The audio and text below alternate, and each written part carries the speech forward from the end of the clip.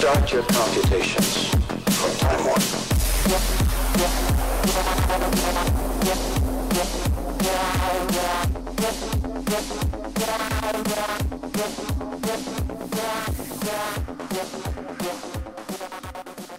Él es Marca País, hizo posible esta invitación para que este speaker llegue aquí a Movimiento Click. Y el propósito es mostrar al mundo la determinación, la pasión y dedicación que hemos invertido todos los colombianos por construir día a día un mejor país, apoyando siempre a los emprendedores e innovadores, entregando lo mejor en todo lugar que nos encontremos. Él es Antonio J. Rodríguez, editor jefe de Playground, periodista y escritor, autor de las novelas Fresh y Cool, de Random House Mondadori en el 2012 y Vidas Perfectas, Literatura Random House en el 2017, y actualmente es editor jefe en Playground. Por favor, un aplauso para el cierre del día de hoy a este rebacán que está acá con nosotros.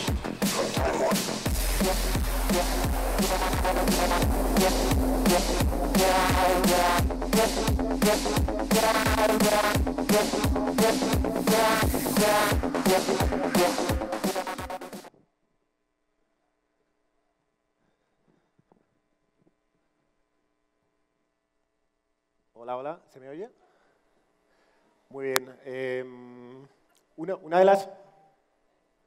de las preguntas más frecuentes que me estaban haciendo hace un rato es ¿qué es aquello que te rompe la cabeza? Mi respuesta para esto es en un mundo de sobreinformación, de sobreestímulos que estamos viviendo, de continuos estímulos cognitivos, lo que más me rompe la cabeza es la capacidad es el hecho de encontrar gente que está ahí fuera, encontrando buenas historias que son capaces de hacer clic en la cabeza, pero también en el corazón.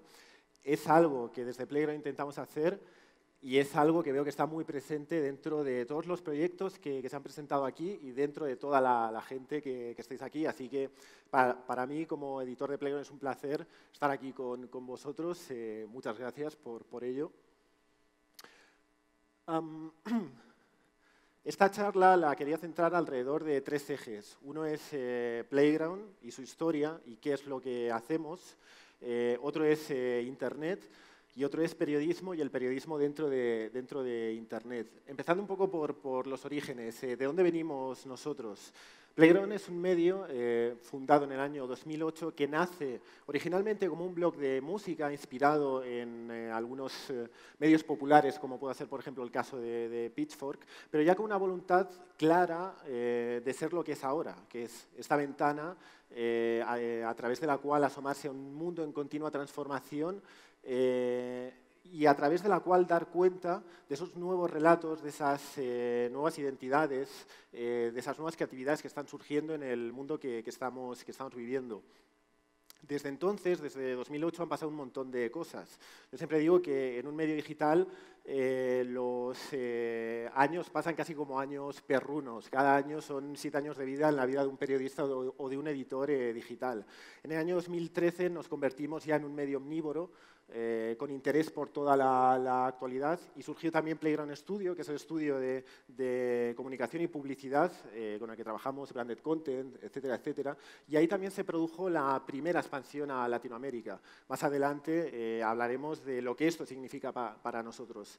En el año 2015 tuvimos un nuevo espaldarazo que vino de la mano de la consolidación de Playground Video. Playground Video llevaba años haciendo documentales, haciendo cosas, pero de pronto apareció Facebook y su magia de los vídeos de Facebook y ahí volvimos a crecer un montón. Ahora mismo estamos en un punto en el que estamos dando a luz nuevos proyectos, como puede ser Lab, que es un espacio de investigación y desarrollo de nuevas narrativas interneteras, y Do, que es un espacio de conexión de Playground con los movimientos sociales y con el activismo. Pasamos, de alguna forma, de decir simplemente cosas a convertir esas palabras en acción. El proyecto editorial Para mí se distingue por dos grandes elementos. Por un lado, es verdad que somos un medio generalista con una sensibilidad millennial involuntaria, como digo yo. Es una sensibilidad millennial involuntaria porque, a diferencia de otros medios que parece perseguir llegar a ese nicho, que son los jóvenes, que son los millennials, en nuestro caso surge de manera natural, porque la redacción está hecha de gente joven y no porque tengamos un deseo particular de llegar a gente joven, ¿no? Y también es muy presente y muy importante para nosotros en todas nuestras etapas el establecimiento de una agenda distinta. Playground es un medio generalista, pero también con una presencia infrecuente si lo comparamos con otros medios en temas como la sostenibilidad, el feminismo, la ecología o las nuevas economías. En ese sentido, algo que nos interesa mucho como medio de comunicación es observar lo político más allá de la política de los partidos, que suelen ser las agendas que frecuentan más o menos los medios de comunicación tradicionales. ¿Cómo hemos llegado hasta aquí o cuáles han sido los elementos que nos han mantenido vivos en ese mundo salvaje que es Internet? Básicamente dos o tres. Una agilidad y elasticidad a la hora de entender las transformaciones continuas de Internet y la manera de consumir información. No es lo mismo cómo se está consumiendo información en el año 2017 que cómo se consumía hace 2 años o a comienzos de los 2000.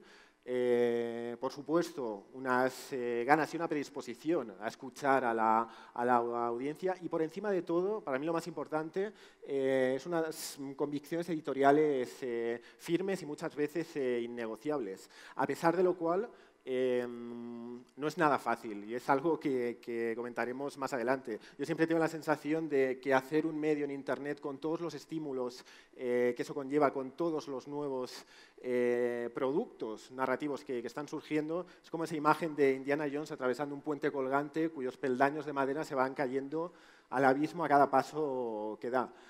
Seguimos saltando peldaños, pero tenemos que correr cada vez más deprisa. ¿Por qué Latinoamérica? Se produjeron un par de cosas aquí. Una es que, claro, Internet es un sitio global en donde cada vez tiene menos sentido la elaboración de medios de comunicación, de revistas, de publicaciones, con un marco geográfico demasiado rotundo, ¿no? De pronto empezamos a darnos cuenta de cómo alrededor de Playground se creaba una comunidad latinoamericana importante. Y eso a nosotros en términos editoriales nos interesaba mucho y nos hacía pensar, por ejemplo, en algunos ejemplos curiosos que hay aquí.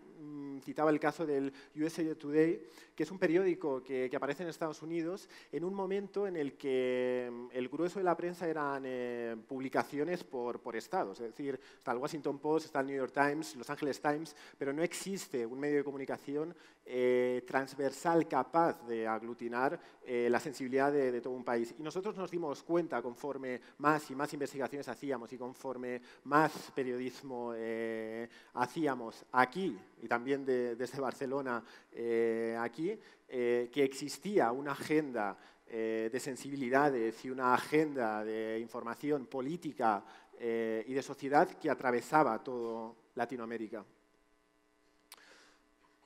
Un tema particularmente peliagudo son las relaciones entre el contenido y la tecnología. Estos días, hablando con gente, surge la pregunta continua de los vídeos de Facebook, de la capacidad para leer algoritmos, etcétera, etcétera. Y casi os diría que esa capacidad no existe, pero ni en Playground ni en ningún otro medio. Nosotros llevamos ya un tiempo más o menos largo, más o menos estable, como medio de comunicación en Internet, y en ese tiempo hemos podido ver un montón de medios que surgían, que crecían, que conseguían grandes números y que rápidamente se desinflaban porque su única inteligencia era leer los números. Nosotros tenemos muy claro que la única forma de hacer un periodismo digno con las fuentes y también con las audiencias es anteponer siempre el contenido y la misión editorial a las transformaciones digitales.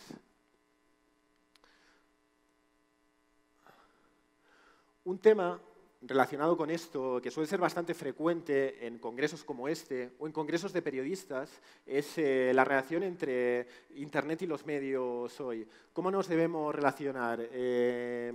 ¿Estamos en un mundo apocalíptico? ¿Estamos en un mundo donde nos estamos integrando en esas transformaciones? Yo creo que tanto una visión como otra no serían todo lo nítidas que pueden ser a la vista de todas las cosas que están pasando.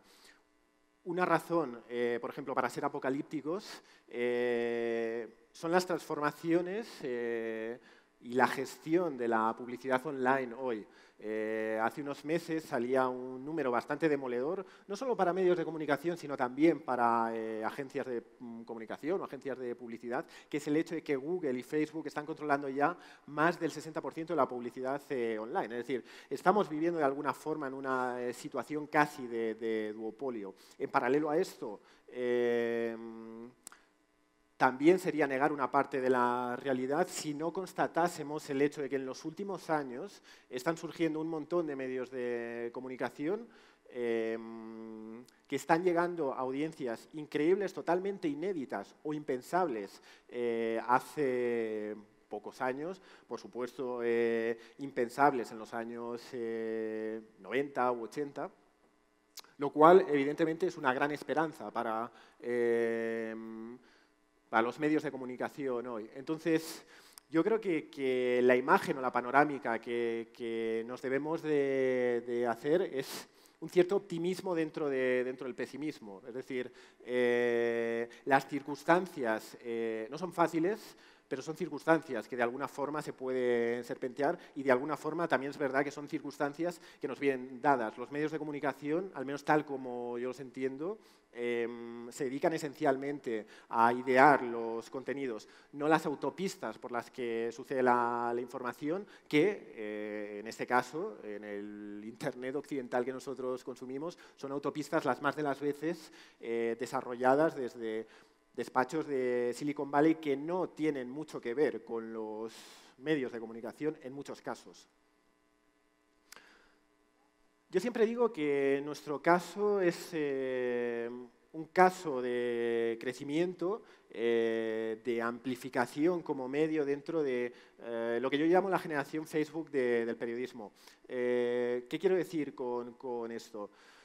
Desde principios de los 2000 hasta ahora han habido como dos grandes, llamémosle, épocas doradas del periodismo. Una que fue a comienzos de los 2000, con medios como el Huffington Post, que fue un medio muy innovador a la hora de entender el consumo de la información. Entonces, Huffington Post es un medio que creció leyendo y estudiando y conociendo bien el consumo de información en Google a través del posicionamiento SEO, etcétera, etcétera. Pero tiempo después, en 2007, surgió un medio que fue bastante paradigmático de la época que estamos viviendo ahora, que es BuzzFeed, que fundó Jonah Peretti, que es un ex trabajador del Huffington Post, que ya se empezó a enfocar única y exclusivamente a redes sociales más allá de Google, ¿no? ¿Cuál es el cambio principal de la información ahora con respecto a hace una sola década y, por supuesto, hace 2 o 3?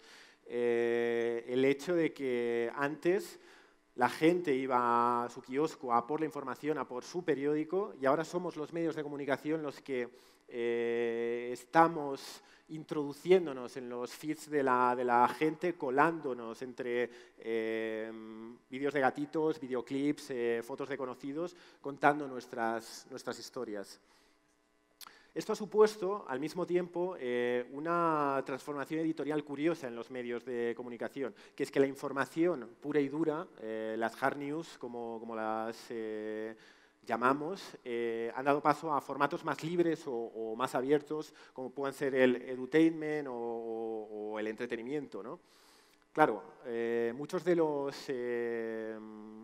periodistas de la prensa de la vieja guardia de otros momentos suelen decir ante estas transformaciones, ante estos formatos, bueno, es que eso no es periodismo.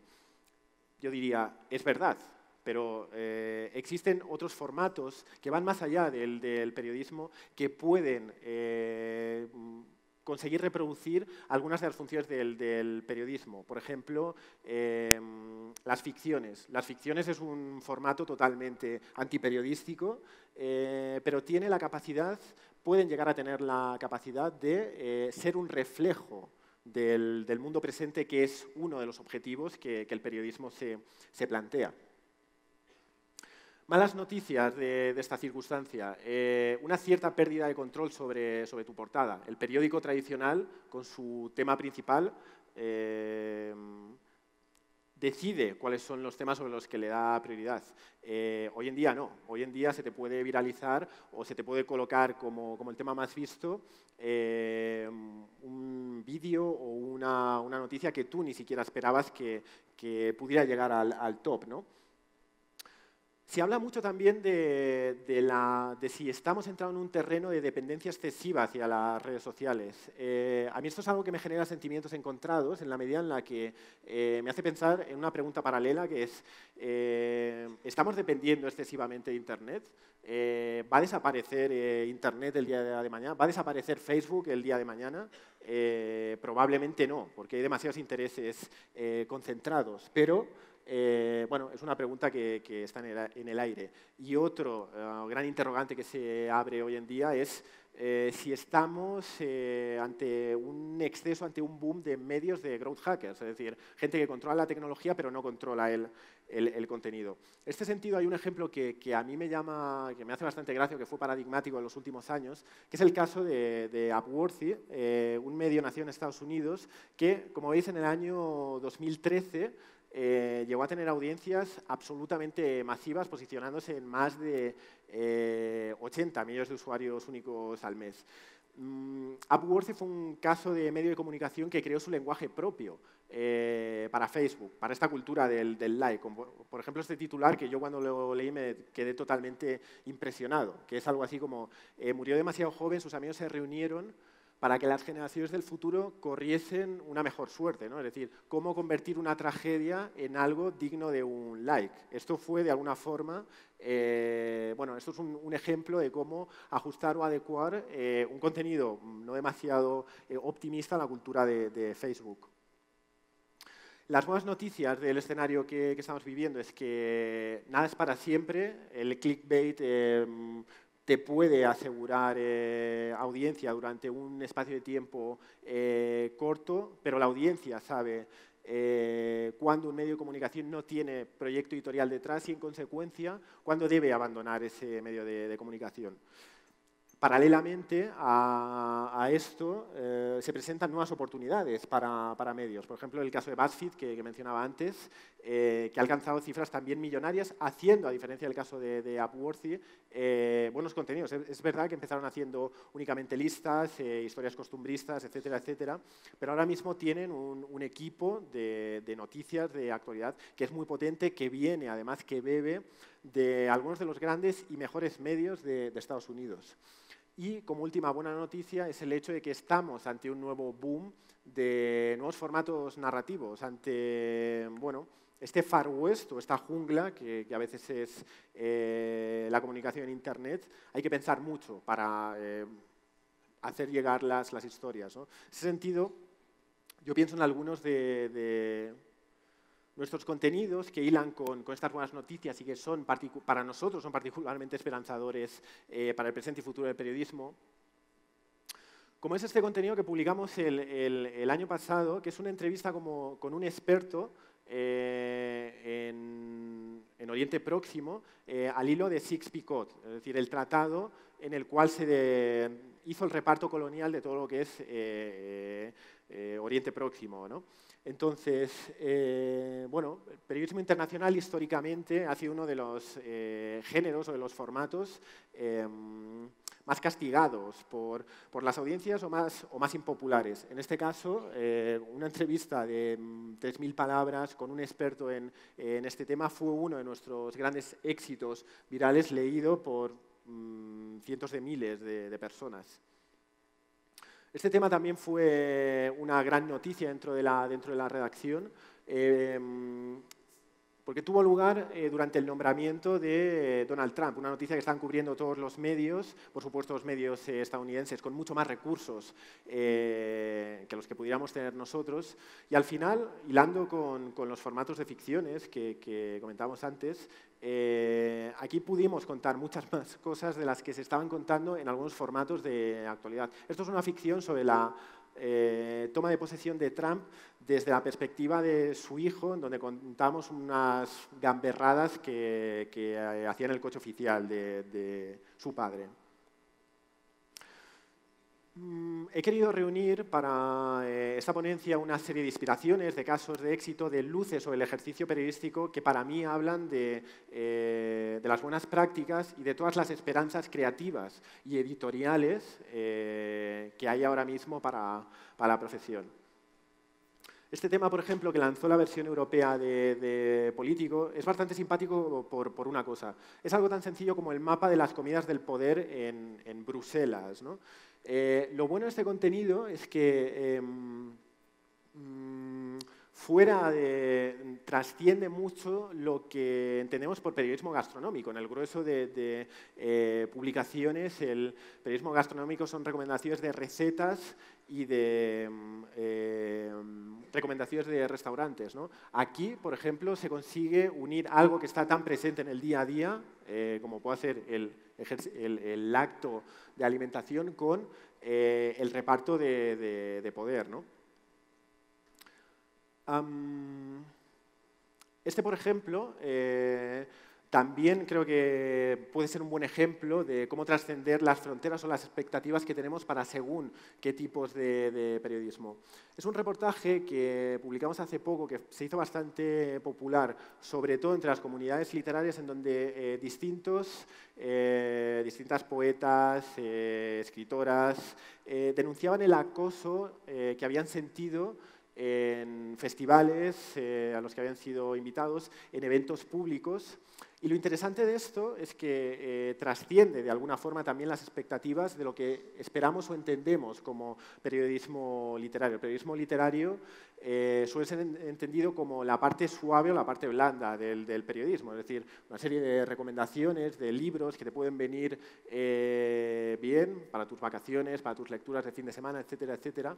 Pero hay vida más allá de la superficie de la literatura que vemos en librerías, y esa vida es, bueno, esas lacras que a veces denunciamos o vemos en otros segmentos o en otros espacios de la sociedad, como puede ser el machismo, pues en este caso también está presente en aquello que llamamos la alta cultura. Este también es un ejemplo bastante interesante que da la vuelta un poco al caso anterior, que es un ejercicio de periodismo completamente político dentro del mundo del deporte. Un área de la actualidad que normalmente se suele entender lejos de reivindicaciones sociales, reivindicaciones políticas, etcétera, etcétera. Un fenómeno curioso que ha sucedido en los últimos años, que se viene viendo en España y en Latinoamérica, es una progresiva profesionalización del periodismo cultural que entiende la cultura popular como algo digno de ser contado con las mejores herramientas del periodismo o de la actualidad. Sucede que en muchas ocasiones la cultura popular más popular que existe es el propio deporte, es el propio fútbol. En ese sentido, en los últimos tiempos estamos viendo una serie de iniciativas muy interesantes que tratan de poner sobre la mesa todas las relaciones sociales, todas las relaciones políticas subrepticias, en este caso un ejemplo de homofobia rampante dentro del fútbol, desde la prensa. Hay una historia que salió hace unas semanas que hila con lo anterior, que me parece bastante significativo de todo esto, que es el hecho de que, según el Sindicato Internacional de Futbolistas, un 44% de ellos gana menos de $1.000 al mes, que es un hecho o es una idea que rompe totalmente las expectativas que tenemos con respecto al deporte. Solemos entender el mundo de los futbolistas o el mundo del deporte como un mundo de grandes nombres, un mundo de star system, pero no es del todo cierto. Y detrás de esto hay toda una serie de historias muy interesantes. Este tema, que es un ejercicio de periodismo de tendencias, también bastante popular, me parece particularmente relevante porque pone sobre la mesa algunas de las ideas que nos están contando sobre la creatividad que está teniendo lugar en Internet. Había un pasaje de esta reseña del trabajo de Alexandra Marcela, donde se decía: las selfies de Marcela reciben el mismo desprecio que algunos de los cuadros más famosos de la historia. Es decir, eso también lo hago yo. Esto es una forma de buscar más allá una trascendencia y una lectura a fenómenos que están sucediendo dentro de Internet. Este es un tema que publicó The Fader hace unos meses, que es un perfil del músico de trap Gucci Mane, compuesto con nada menos que más de 20 fuentes. Normalmente, los grandes perfiles periodísticos que solemos leer suelen estar dedicados a grandes nombres del mundo de la empresa, grandes nombres del mundo de la política, pero no existe lo mismo con el periodismo cultural o con otras dimensiones del periodismo. Aquí, The Fader consiguió hacer grande, bueno, en este caso, un perfil muy interesante para la cultura popular como puede ser Gucci Mane. Este tema, que fue también bastante popular, me parece significativo por una cosa, que es que continuamente nuestros muros de Facebook o a nuestros amigos vemos cómo nos bombardean con historias sobre cómo vivir mejor, cómo ser feliz, trucos fáciles para sobrellevar el día a día, y es verdad que muchas veces algunos de estos trucos son más perniciosos que favorables. En este sentido, este es un ejemplo de cómo convertir ese magma de listas de nutrición, salud y psicología que prometen la salvación inmediata en un periodismo más crítico, en un periodismo que sea útil para la gente, pero que al mismo tiempo aporte luz más allá de lo que estamos acostumbrados a ver con este mensaje de las autoridades deberían regular la autoayuda porque es nociva para la salud pública. Este es un tema bastante divertido, de Slate, que trabaja con un tono diferente como es el humor. Tradicionalmente, el humor, como suele pasar también en la literatura, es visto casi como un género menor dentro del periodismo. Tendemos a pensar que las historias trágicas suelen ser más elevadas que el humor, y muchas veces no es así. Muchas veces el humor, que está tan presente en nuestro día a día, tiene muchas cosas que contar. No sé si sabéis que The Washington Post cambió el eslogan de su cabecera hace escasos meses por un eslogan que es Democracy dies in darkness, la democracia muere en la oscuridad. Entonces, claro, cuando la gente vio este eslogan fue ¿qué ha pasado ahí, ¿no? Entonces, Slate hizo una historia que era 15 álbumes de metal cuyos títulos son menos oscuros que el nuevo eslogan del Washington Post, ¿no? También fue un monstruo en Internet. Otro tema de salud, bajo mi punto de vista, con una responsabilidad social particular, que es una historia sobre la endometriosis, enfermedad que afecta, se dice que afecta a 1 de cada 10 mujeres y sobre la cual hay muy poca información. Fue popular por razones obvias. Es algo que toca a una parte de la población importante. Este tema es una mezcla de ideas, de life hack, de texto útil para tu día a día. ¿Cómo me puedo construir una playlist para salir a correr que me sea útil y que me entretenga? Con reflexiones sobre la música. Aquí The Guardian consiguió mezclar todos estos elementos en un contenido particularmente valioso. Este es otro ejemplo bueno porque convierte un género tradicionalmente de segunda o tercera división del periodismo, como puede ser el cuestionario. Tengo un problema con mi pareja, ¿qué cree que debería hacer para solucionarlo? En un trabajo que reflexionaba mucho y muy bien sobre las relaciones entre hombres y mujeres, sobre las relaciones afectivas en una civilización históricamente machista, ¿no? Y un último ejemplo es que publicamos hace escasos días, que también tuvo, no sé si debe estar ya cerca del 1.000.000 de visitas, una historia que no tiene más que ser una denuncia, una buena historia y una errata ahí, una víctima empoderada. Es la historia de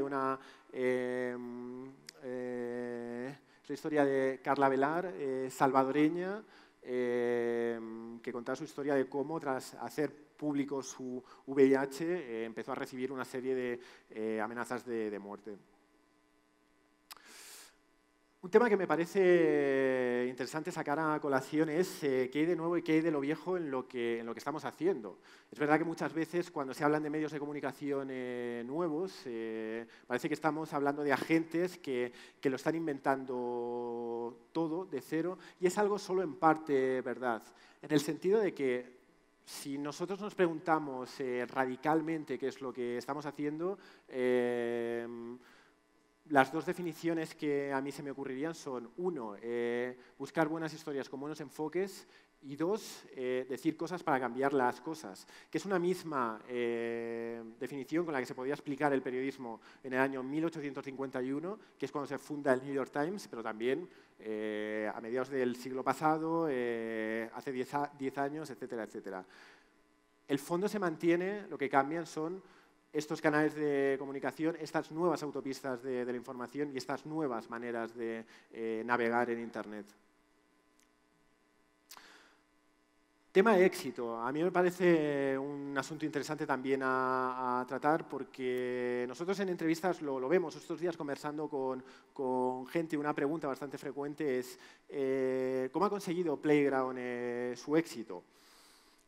Y yo personalmente, por lo que conozco de otras redacciones y por lo que es el presente y la dureza del medio periodístico hoy, tengo dudas de que el éxito sea algo fácilmente conseguible, porque esto supondría tres cosas. Uno, hacer periodismo de calidad, ser sostenibles y conseguir grandes beneficios en el largo plazo. Lo que suele ocurrir en todas las redacciones es que se producen uno o dos elementos de esta cadena, pero no los tres. A veces uno puede estar haciendo periodismo de calidad y ser sostenible, pero no ser una gran productora de dinero. En otras ocasiones uno puede tener un modelo de negocio particularmente firme, donde el modelo editorial se tambalea, etcétera, etcétera.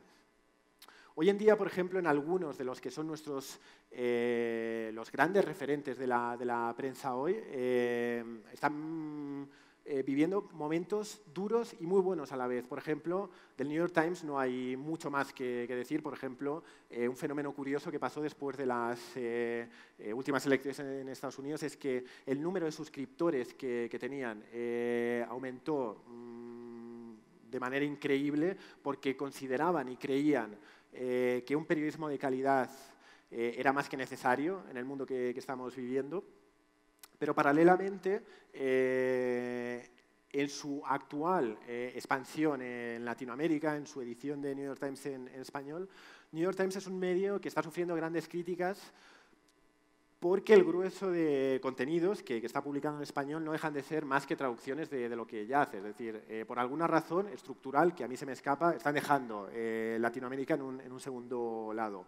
BuzzFeed, que es uno de los, como comentaba antes, uno de los grandes y más elocuentes ejemplos del periodismo contemporáneo, a pesar de que sigue teniendo muy buenas cifras, pero el año pasado, por ejemplo, sonaba mucho el hecho de que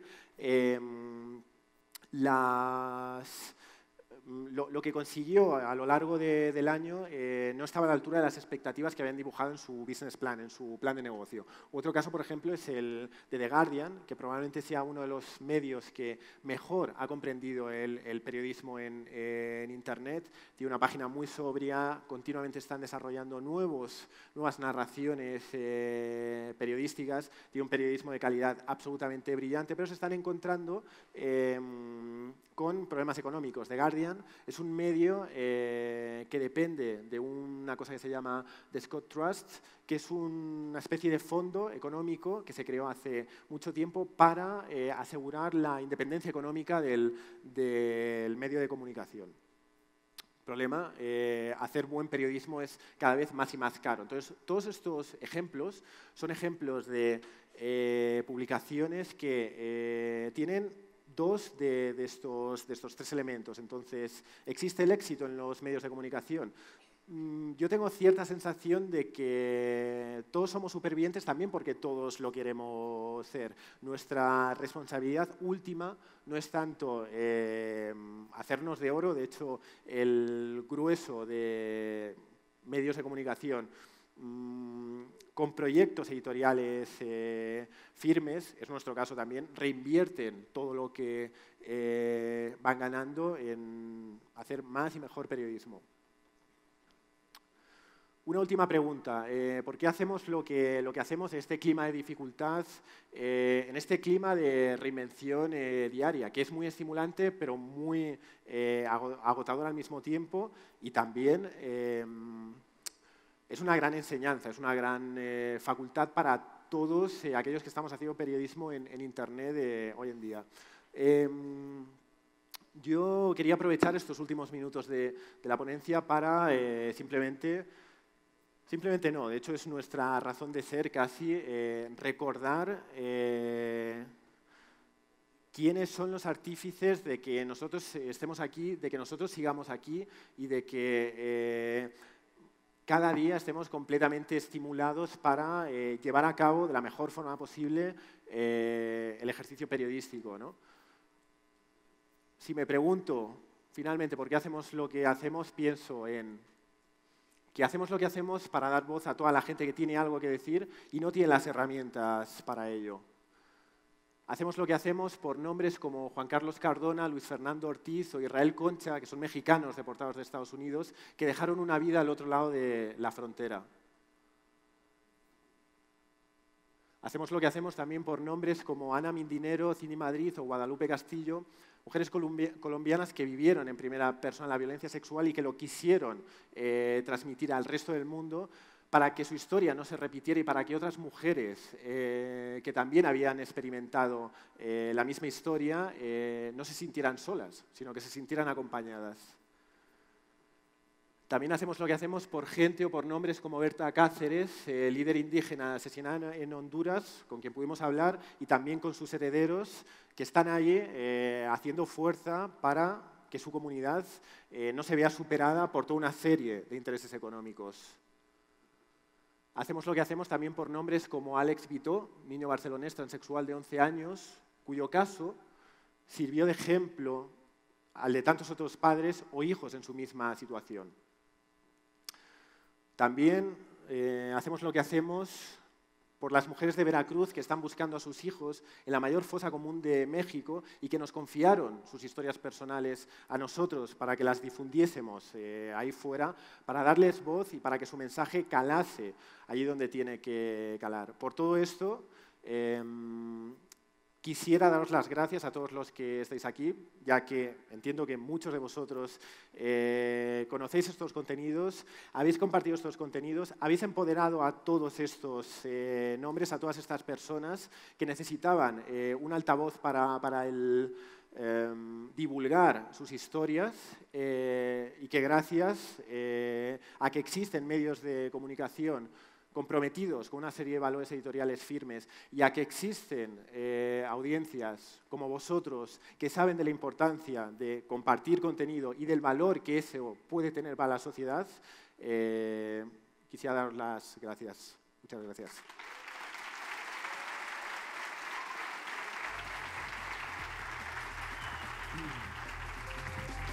Gracias, Antonio. Tenemos 3 preguntas. Allá empezaron de una. Por favor, el micrófono. Y acá hay otra.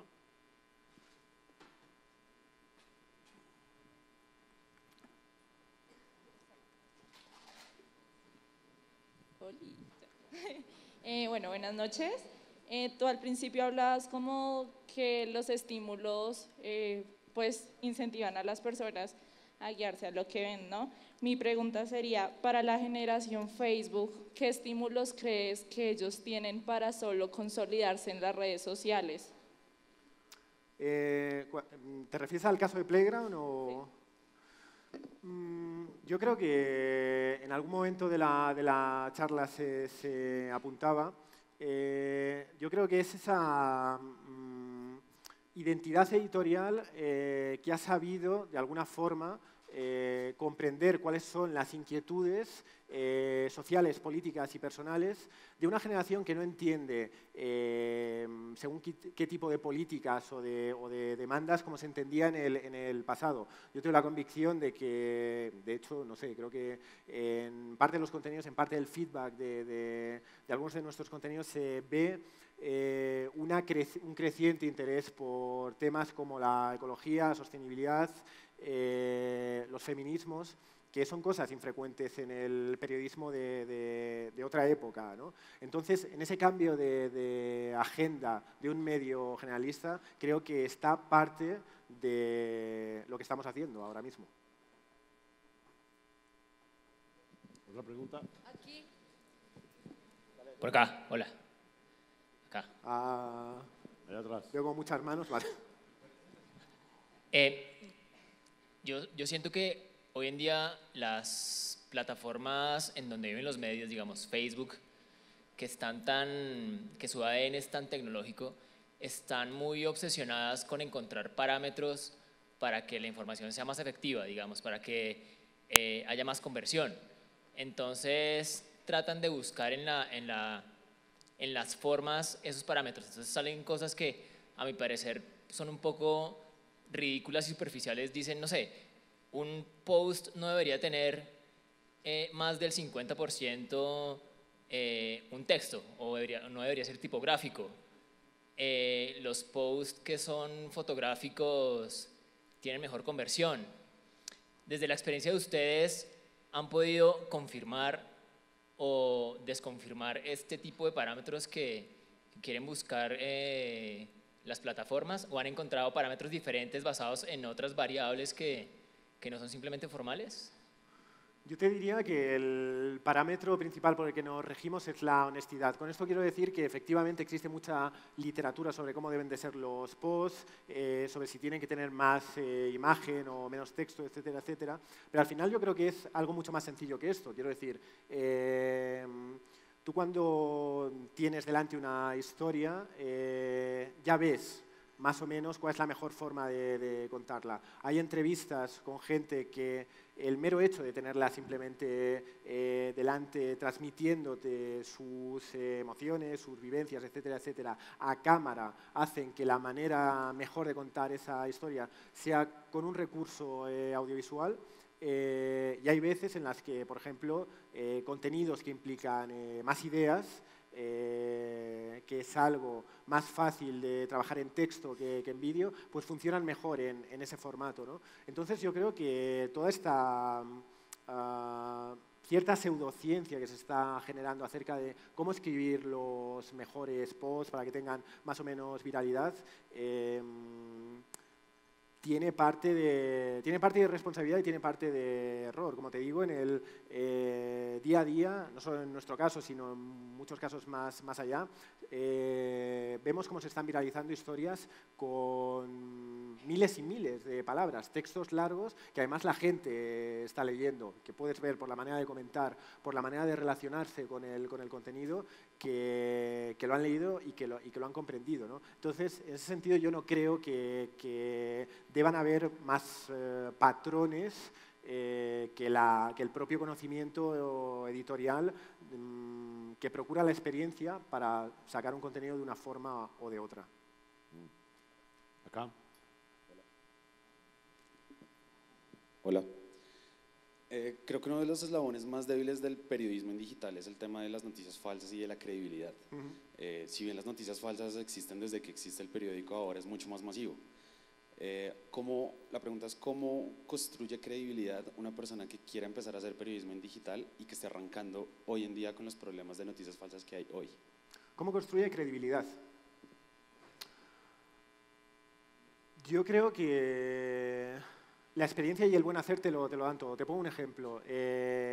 Una de las noticias más populares o más compartidas hoy es el hecho de que Donald Trump ha dicho que va a salir del Acuerdo de París acerca del cambio climático. Esta noticia la daba ayer un medio nuevo en Estados Unidos que se llama Axios, que a pesar de ser un nuevo medio, es un medio que se ha configurado con grandes profesionales. Su director es el antiguo CEO y cofundador de Político, uno de los medios de información política de más peso en Estados Unidos. Y el mero hecho de que las firmas sean las que sean y de que la sensibilidad con que se cuente esta historia del cambio climático horas antes de que lo hagan todos los grandes medios de comunicación, es una manera de construir identidad. Igualmente, si Axios hubiese soltado un fake news, es decir, hubiese soltado una mentira, rápidamente hubiese sido descalificado por la audiencia, pero también por instituciones tipo Google o Facebook, y su impacto se vería continuamente degradado. Antes, por ejemplo, comentábamos acerca de que nada es para siempre en Internet, ¿no? Durante la campaña en Estados Unidos, durante las elecciones de Estados Unidos, vimos surgir un montón de medios de noticias falsas, muchos de ellos creados y elaborados única y exclusivamente por el lucro. Es decir, yo creo una noticia que es un bulo muy espectacular, la gente viene a la web y yo monetizo eso. Es verdad que de alguna forma pilló un poco de imprevisto a buena parte de las grandes autopistas de la información como puedan ser Facebook y Google, pero rápidamente se pusieron las pilas y el porcentaje de publicaciones o de blogs que estaban trabajando las noticias falsas disminuyeron. Así que en ese sentido yo confío bastante en que por un lado la propia inteligencia de la audiencia a la hora de leer noticias, pero también el hecho de que grandes plataformas como Facebook o Google no tengan ningún interés en que estas noticias circulen por sus canales de información, estrangularán progresivamente este tipo de formatos. Es verdad que será muy difícil conseguir un Internet totalmente libre de noticias falsas o libre de malas, de noticias que periodísticamente sean negligentes, pero yo creo que sí que tenemos razones por estos dos lados para pensar que poco a poco irán desapareciendo. Una pregunta más. Sí, estamos en hora de tráfico, ¿para qué nos vamos a ir de acá? Una pregunta, por favor, el micrófono.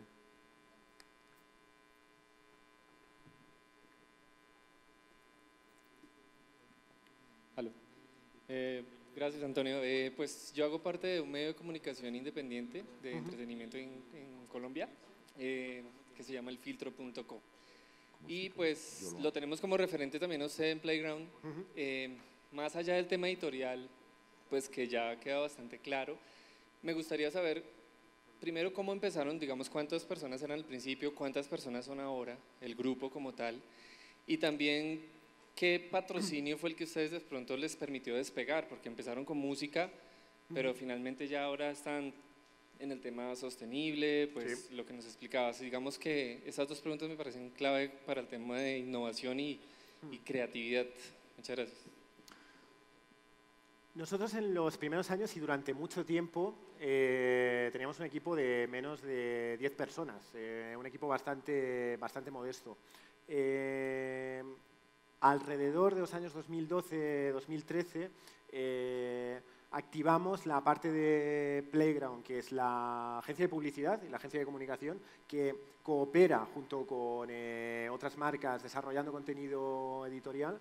Y eso fue un punto de giro importante para la financiación del medio. Es verdad que la web se financia sola por el propio tráfico. Ahora, por ejemplo, Facebook está incorporando nuevos formatos publicitarios dentro del vídeo, una cosa que todos los editores, todos los publishers están demandando y ahora está empezando a llegar, pero digamos que el gran punto de giro fue ese lanzamiento de la agencia de comunicación y publicidad, que al mismo tiempo mantiene de alguna forma los valores editoriales de Playground. Es decir, las marcas venían a nosotros diciendo: nos interesa mucho lo que estáis haciendo, nos interesa mucho los mensajes que compartís y vuestra forma de conectar con distintos tipos de audiencia, preferentemente jóvenes.